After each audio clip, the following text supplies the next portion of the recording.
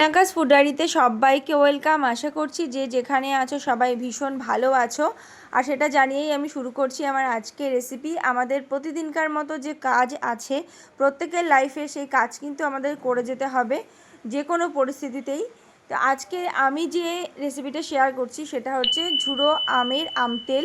এটা এত টেস্টি খেতে, এটা অন্য কোনো তরকারিও লাগবে না রুটি পরোটার সাথে। এটা একটা এত টেস্টি খাবার, মানে দেখেই জিভে জল আসবে। দেখতে যেমন সুন্দর, খেতেও তেমন সুন্দর।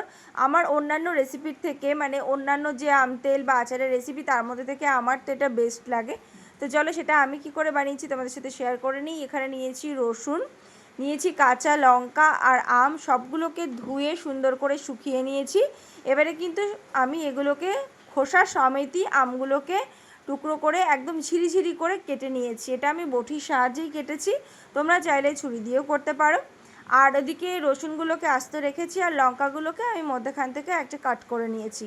এবারে শুধুমাত্র এই আমগুলোর মধ্যেই আমি নুন মাখিয়ে রাখবো। নুন আর একটু হলুদ দিয়ে খুব ভালো করে এটাকে মাখিয়ে নেব। এরপরে কিন্তু আমি আর হাত ব্যবহার করছি না, আমি চামচের সাহায্যেই কিন্তু এটাকে সুন্দর করে মাখিয়ে নেব। এটা মাখিয়ে কিছুক্ষণ রেখে দেবো 5 থেকে 10 মিনিট, তাহলে এর থেকে একটু জল বেরোবে। আর এই রেসিপিটা শেয়ার করার পর থেকে আমার তো মনে হচ্ছে সব খাবারের সাথে, স্পেশালি মুড়ি মাখার সাথে কিন্তু এটা ভীষণ ভালো লাগে। এবারে একটা ভাজা মশলা তৈরি করব। তার জন্য আমি নিয়েছি এখানে ধনে, নিয়েছি এখানে সর্ষে, জিরে, মৌরি আর মেথি। মেথির পরিমাণটা সব থেকে কম, মৌরির পরিমাণ আর ধনের পরিমাণটা বেশি।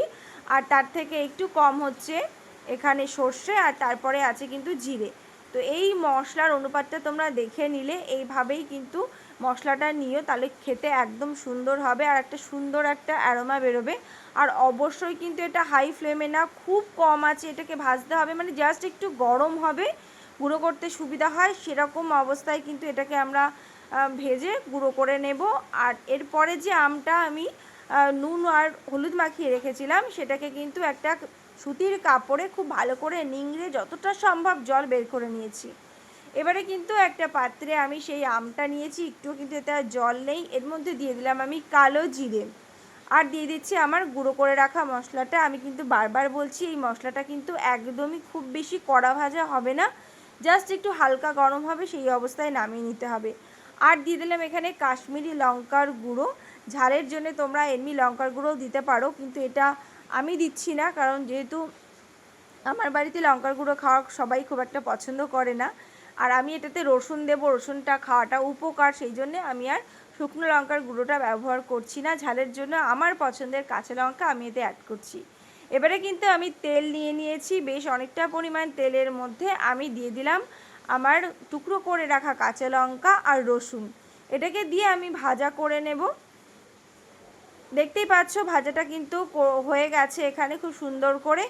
এবারে এটাকে কিন্তু ঠান্ডা করতে হবে, পুরোপুরি যখন ঠান্ডা হয়ে যাবে তখন যে আমের মিশ্রণটা ছিল সেটা আমি এর মধ্যে মিশিয়ে দেব। অবশ্যই কিন্তু গ্যাস থেকে নামিয়ে খুব ঠান্ডা করে, তেলটা গরম অবস্থায় আমি একদমই দেব না, কারণ গরম অবস্থায় দিলে কিন্তু আমটা একদমই সঙ্গে সঙ্গে নরম হয়ে যাবে, সেটার একটা অন্যরকম স্বাদ। আমি জানি না সেটা কেমন লাগবে, তবে আমি বলবো এভাবেই বানিয়ে দেখতে। আশা করছি তোমাদের ভীষণ ভালো লাগবে, মুড়ি মাখার সাথে তো এটা দারুণ লাগে। এবারে আমি ঠান্ডা হয়ে গেলে সবটা সুন্দর করে বয়েমে একটা ভরে রাখবো। আর এরপরে কিন্তু আরও তেল দেবো, সেই তেলটা কিন্তু অবশ্যই আমি গরম করে নেব। তারপরে কমপ্লিটলি ঠান্ডা হয়ে যাবে যখন, তখন আমি বয়েমের মধ্যে ভরে নেব। তোমরা দেখতেই পাচ্ছ এক এক করে ভরে নিচ্ছি। আর এরপরে কিন্তু আমি তেলও অ্যাড করে দিয়েছি, তেলটাকে গরম করে নিয়ে তারপর ঠান্ডা করে আমি কিন্তু অ্যাড করলাম। তোমরা চাইলে প্রথমেই একবারে বেশি করে তেল দিয়ে নিতে পারো। তো এবারে কিন্তু এটা রোদে দিতেও পারো, নাও দিতে পারো, বা ফ্রিজেও রাখতে পারো যদি 1 বছর রাখতে হয়। তো আমি তো কিছুদিন এটাকে বাইরে রেখে এটা থেকে খাওয়া স্টার্ট করে দিয়েছি, এবং ভীষণ সুন্দর খেতে হয়েছে। এটা আমার সবথেকে এটা বেস্ট রেসিপি লেগেছে। তোমরা অবশ্যই জানিয়ে তোমাদের কেমন লাগলো। রেসিপিটা ভালো লাগলে প্রিয়াঙ্কাস ফুড ডায়েরি চ্যানেলটাকে সাবস্ক্রাইব করতে ভুলো না, সাথে থেকো। প্রচুর প্রচুর রান্নার আপডেট নিয়ে আমি কিন্তু সবসময় চলে আসি তোমাদের সাথে গল্প করতে। তো দেখা হবে আবার নতুন কোনো ভিডিওতে, ততক্ষণ পর্যন্ত সবাই ভীষণ ভালো থেকো, আর সাথে রেখো প্রিয়াঙ্কাস ফুড ডায়েরিকে। তো আজকের মতন টাটা।